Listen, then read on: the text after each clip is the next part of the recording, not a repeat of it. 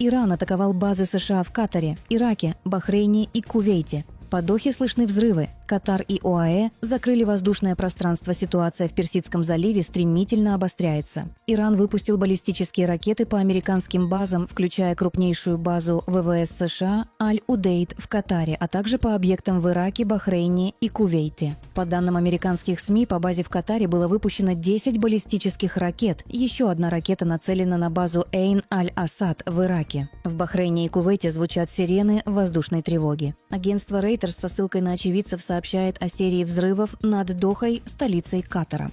Тем временем президент США Дональд Трамп срочно созвал заседание Совета национальной безопасности. Напомним, что еще до начала атаки большая часть американских самолетов была перебазирована с базы Аль-Удейд в Саудовскую Аравию. Государственное телевидение Ирана сообщает о начале военной операции под названием «Весть о победе против США». Обстановка остается крайне напряженной. Следите за обновлениями. В связи с этим Катар, где расположена крупнейшая американская авиабаза в регионе, принял решение временно закрыть свое воздушное пространство. Ранее стало известно, что большая часть самолетов, размещенных там, уже была переброшена в другие районы. США и Великобритания призвали своих граждан в Катаре находиться в защищенных местах. Посольство Китая также выступило с предупреждением для своих граждан быть максимально бдительными. На фоне происходящего пресс-служба армии обороны Израиля опубликовала обращение к жителям Тегерана.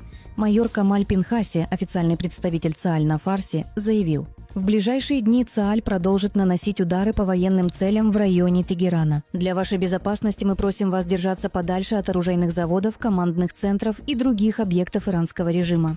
Tehran yer üzündən silinəcək. Dəyərli izləyicilər, ilk növbədə Tehranla başlayırıq. Bəli, video görüntüləri müşahidə ilə Tehran boşalır. Şəhərin çıxışında isə tıxaclar yaranıb. Çünki gecə saat 3-4 radələrində artıq Tehran demək olar ki, kritik bir vəziyyətdəydi. İran-İsrail cəbhəsində yaranan gərginlik səbəbindən Tehrandan köç başlanıb və sosial şəbəkələrdə bu mövzuda çoxlu videolar paylaşılır. Şəhərdən çıxanların çoxluğu isə tıxaclara səbəb olub. Məlumatlarda minlərlə adamın İran paytaxtını tərk etdiyi bildirilib. Eyni zamanda bu tərk etməyə səbəb də, dəyərli izləyicilər, heç şübhəsiz ki, Trumpın məlum çağırışıdır. Çünki Trump ilk dəfədir ki, Tehran əhalisinə müraciət edərək şəhəri boşaldın deyə bildirib. Hamı dərhal Tehrandan çıxsın deyib. Bu isə artıq demək, prosesi daha da gərginləşdirib. İran razılaşmalıydı deyə Tehran və hamı dərhal Tehrandan çıxsın deyə Trump bu barədə öz fikirlərini söyləyib. Musavat.com xəbər verir ki, Amerika prezidenti